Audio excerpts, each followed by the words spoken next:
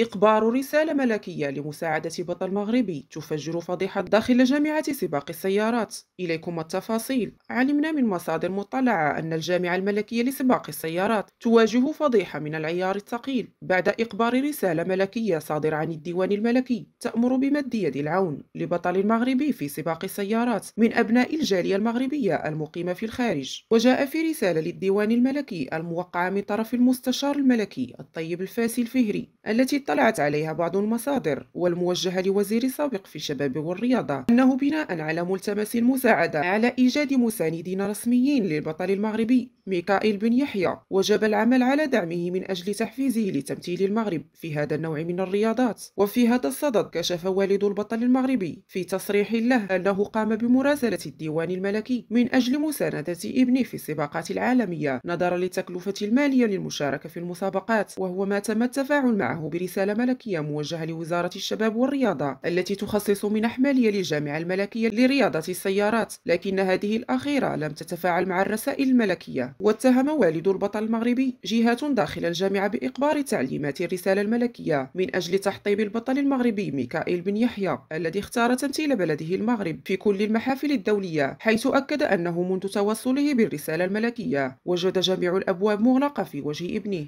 من طرف الجامعة الملكية. يشار إلى أن والد البطل المغربي نظم ندوة صحفية يوم أمس بالرباط فجر فيها عدد من الحقائق تتعلق بجهات تسعى لمحاربة الأبطال المغاربة في سباق السيارات.